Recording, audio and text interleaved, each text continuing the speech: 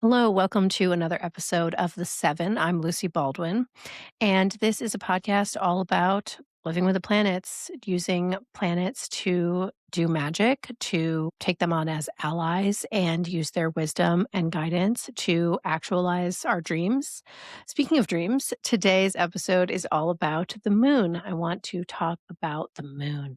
So, the moon, of course, is linked to our nighttime dreams and Yesod, which is in the Tree of Life. Yesod is the liminal space. It is the dream world. It's the ethereal realm.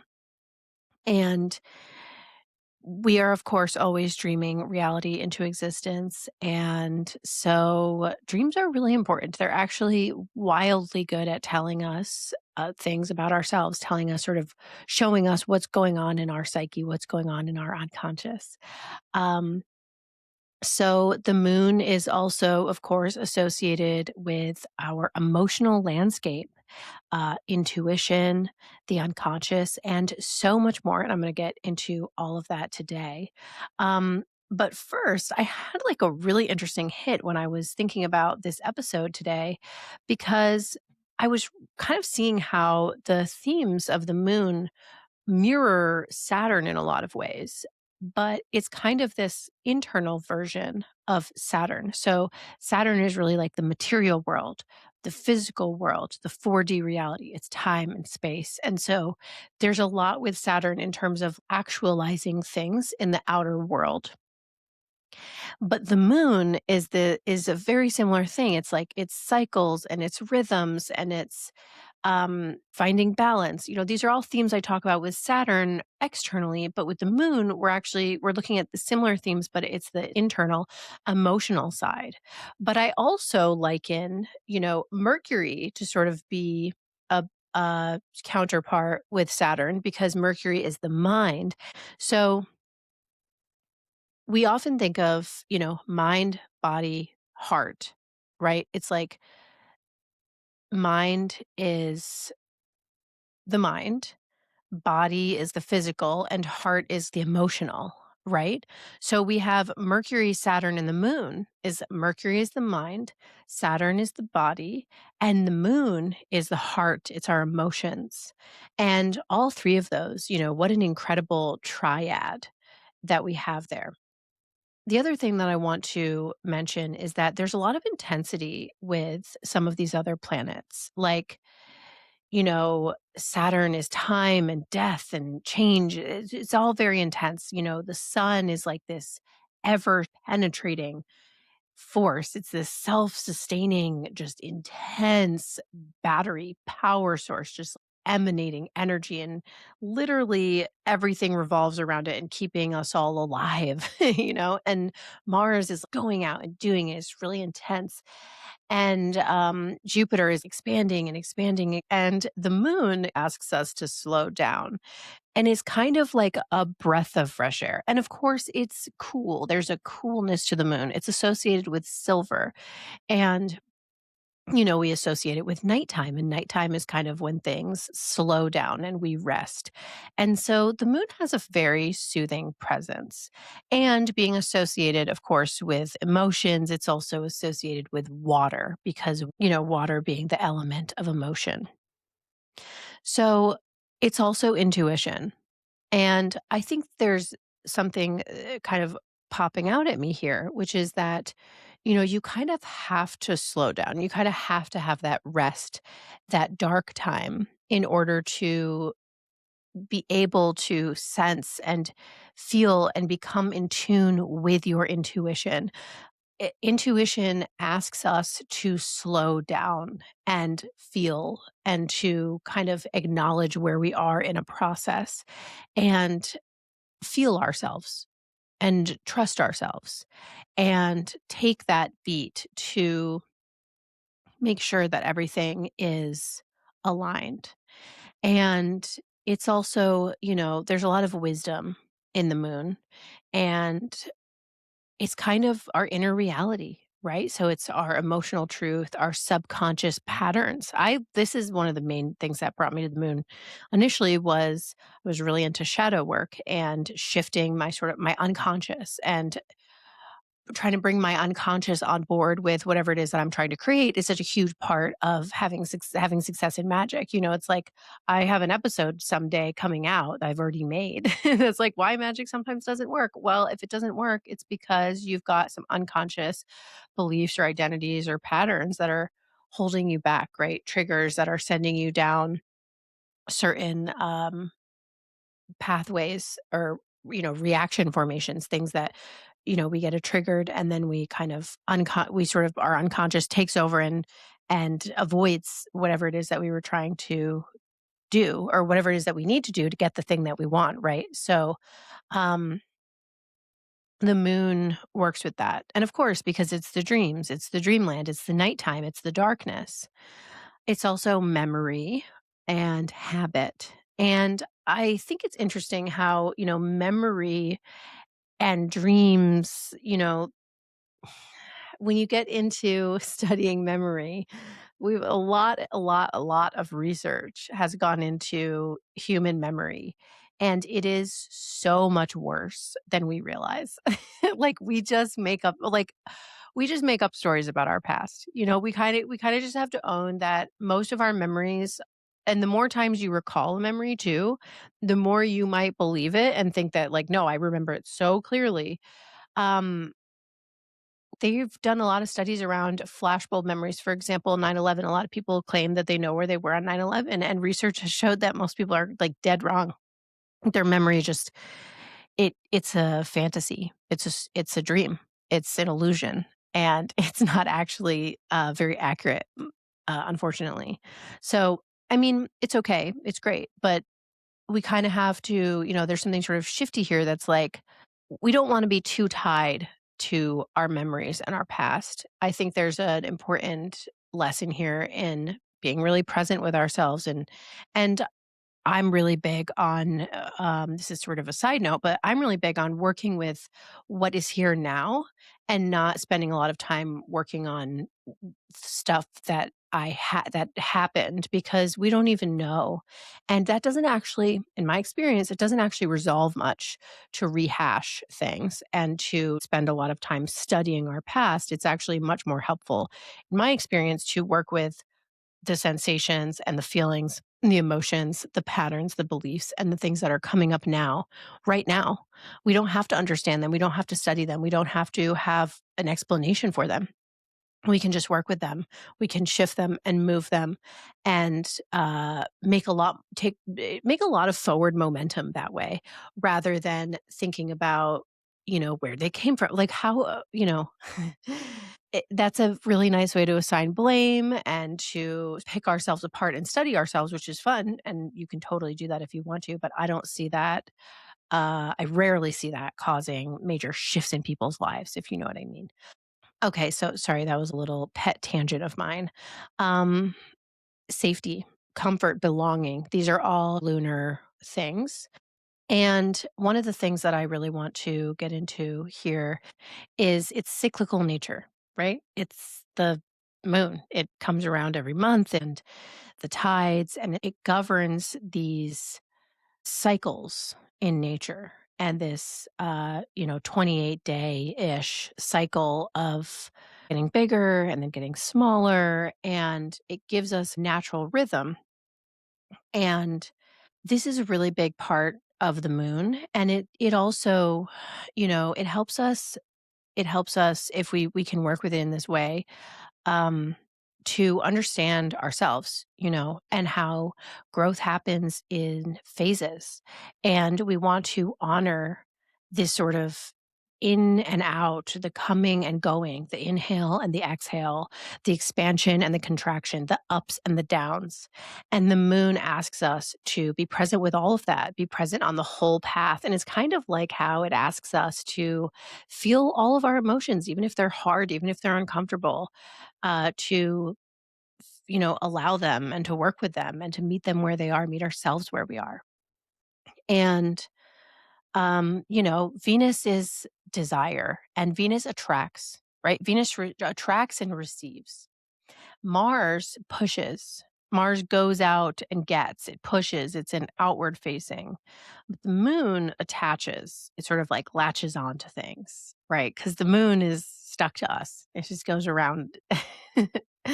And so we can get stuck with the moon. So, one of the ways that we know that we're sort of out of balance in terms of our own lunar energy, our own lunar archetype internally in our own psyche is when we struggle to let things go, when we have anxiety around change, when we have fear of quiet, fear of silence, fear of emptiness, uh, we seek distraction. A lot of us have trained ourselves to be really dependent on those distractions to avoid feeling things that are uncomfortable. And the moon asks us to put the screen down, feel the discomfort, just actually be with yourself and your emotions.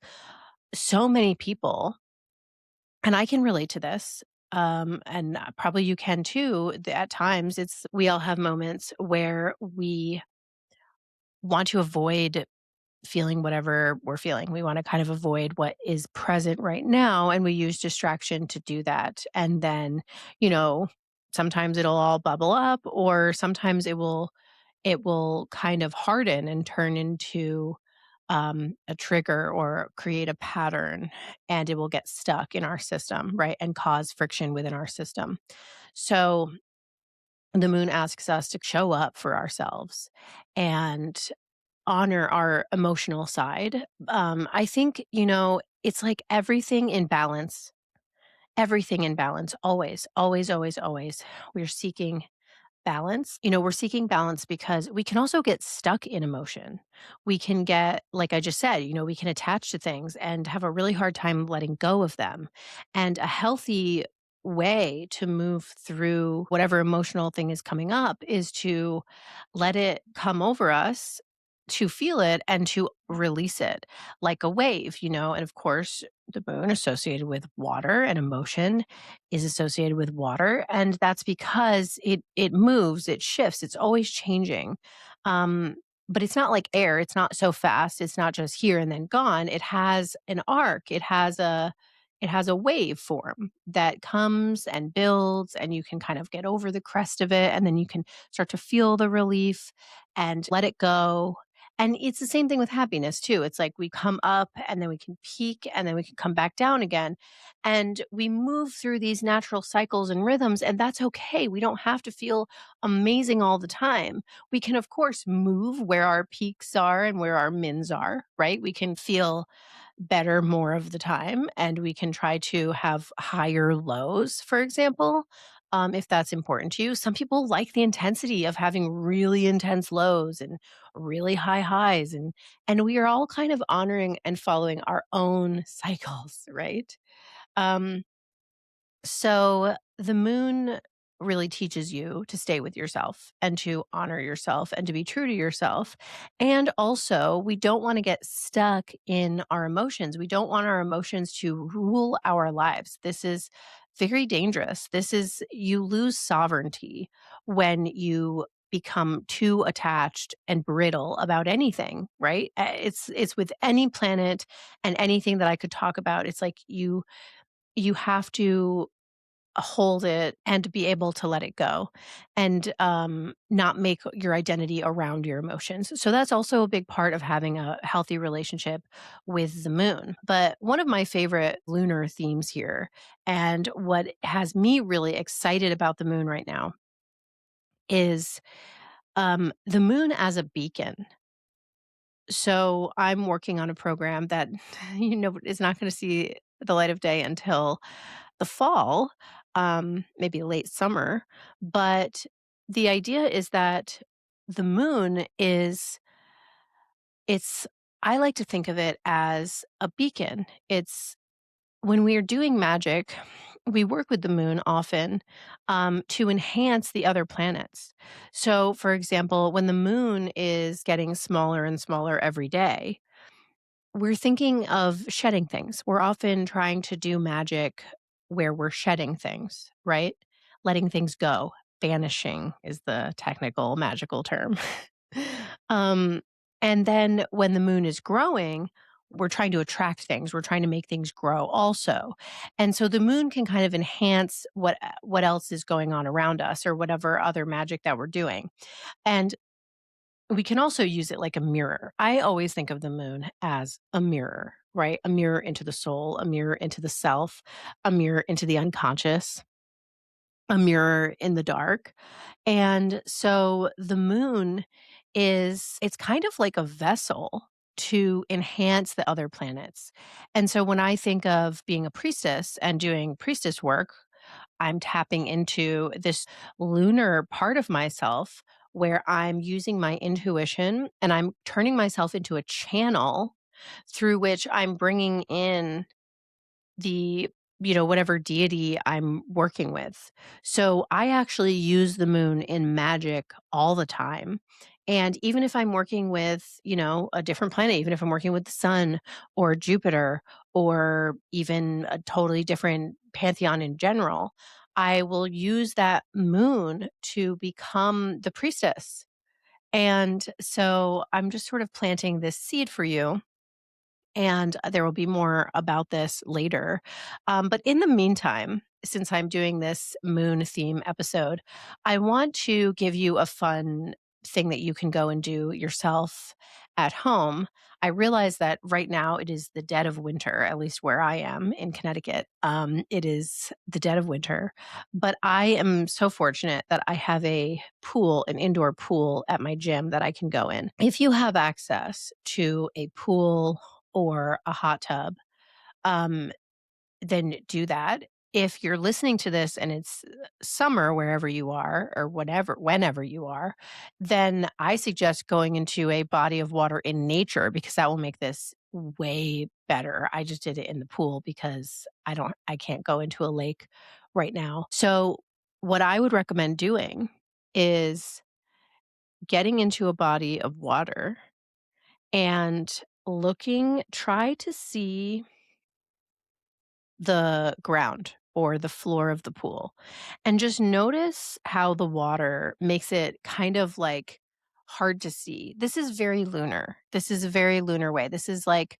it's kind of like you can see it, but it's not clear, right? It's not clear visibility. And that is what it's like looking at our unconscious. I feel like sometimes we can see the strokes of it and the colors and the, certain features, but it's hard to get a crystal clear view, maybe on a still, quiet day when the everything is just right. We might be able to see the bottom with extreme clarity. But a lot of times it's foggy.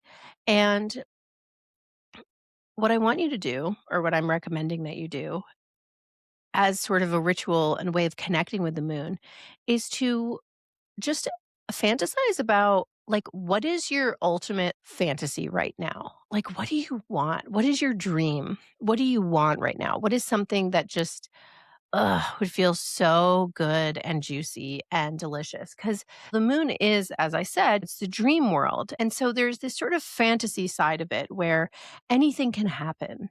And because in the dream world, anything can happen, there's no physical limitations.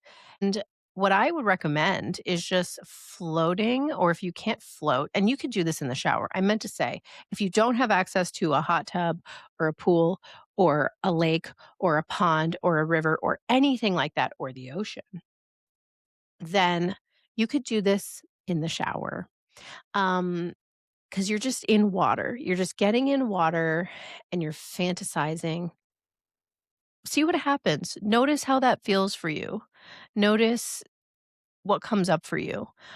You might notice that you get a really cool idea. You might get a hit of inspiration. You might feel a connection to the moon or any other planet coming through you. Just notice what happens, and you do this and something awesome happens, definitely let us know in the reviews or in the comments of wherever you're watching this. And with that, I'm going to sign off. Thank you so much for listening to another episode of The Seven Living with the Planets. I will see you next Thursday in the next episode.